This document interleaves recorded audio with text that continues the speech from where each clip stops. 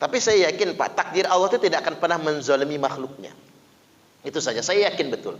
Makanya tugas kita ini, karena kita yakin betul agama kita adalah agama yang hak. Al-haqqu min rabbika fala takunanna minal mumtarin. Kebenaran itu dari Rabbmu, dan jangan pernah kalian termasuk orang-orang yang meragukannya. Makanya benar, saya setuju betul sama Gus Dur itu. Kalau orang masih terganggu dengan eksistensi agama lain, itu tanda imannya masih tipis. Benar itu, imannya masih tipis.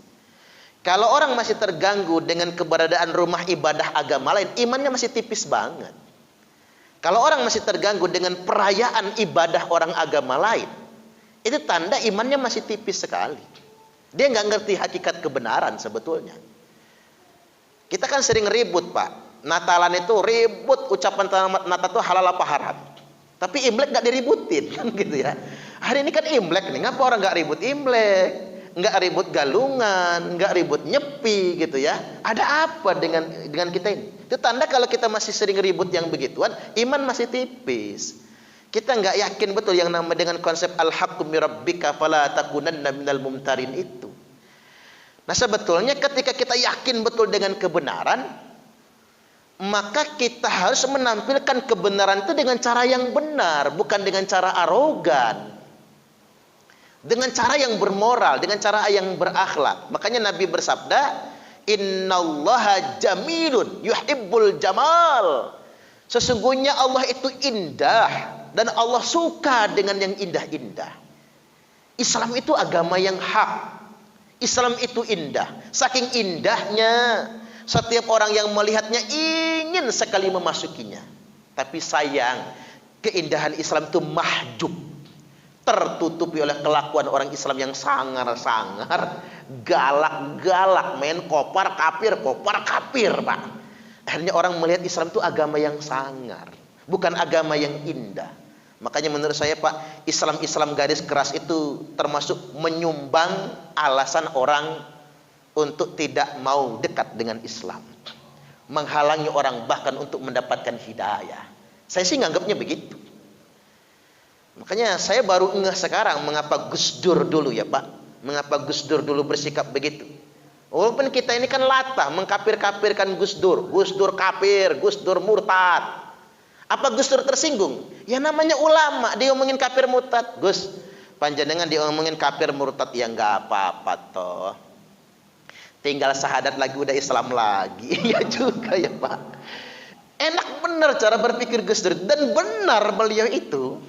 Benar sekali beliau itu. Luar biasa. Memang namanya level waliullah ya. Orang nanya sama Gus Dur, kalau orang nikah lewat telepon akadnya sah enggak? Ya boleh, kata Gus Dur. Ribut orang se-Indonesia. Gus Dur bikin fikih sendiri. Udah berbulan-bulan orang ribut, dia sengaja kan ingin ngajarin orang tentang pentingnya berpikir kan. Orang kan gali semua, mau gali sebagainya. Udah rame orang ngebantah, apa kata Gus Dur begitu ditanya, benar enggak Gus kata jenengan orang boleh nikah lewat telepon akadnya? Iya, kalau nikahnya lihat lewat telepon, jimaknya mesti lewat telepon juga, kata Gus Dur. Ya siapa yang betah lewat telepon Pak? Emen ponsek misalnya kan gitu ya. Allahu Akbar, ada-ada aja. Nah contoh sederhana Pak. Jadi saya ketemu sama Kapolres Parengsewu kemarin ya. Dia pernah tugas di kabupaten di Nusa Tenggara Timur. Jadi di kabupaten dia itu ketua DPRD-nya itu PKB Pak. Padahal itu mayoritas beragama Nasrani kan. Pemenangnya PKB. Karena ngapa? Masyarakat di situ sangat mengidolakan Gus Dur. Sampai sekarang, Pak. Jadi walaupun mereka non muslim milihnya PKB. Maka partai pemenang pemilu di situ ya PKB. Karena mereka menganggap Gus Dur itu bapak mereka. Nah, saya kemarin multaqad duat ya di Jakarta, pertemuan dai nasional. Jadi kiai ulama yang perwakilan Papua bercerita, waktu OPM nyerang pondoknya Pak, gemeter begitu, nyerang pondoknya, nggak bisa ngomong lagi. Pokoknya mau ngomong apa saja malah kena tembak. Begitu OPM masuk ke dalam, ada foto Gus Dur. Apa kata OPM? Nah ini bapak kita. Langsung dipeluk kiainya itu. nggak jadi ngebunuh, langsung duduk bareng, istrinya langsung suruh nyembelih bebek Pak, makan bersama, ngopi bersama di situ. Ini Gus Dur bapak kita. Ini luar biasa kan, hikmah di balik itu semua. Tampilkan keindahan itu. Makanya kata Gus Dur, saya tidak takut rumah saya di samping rumah saya ada gereja.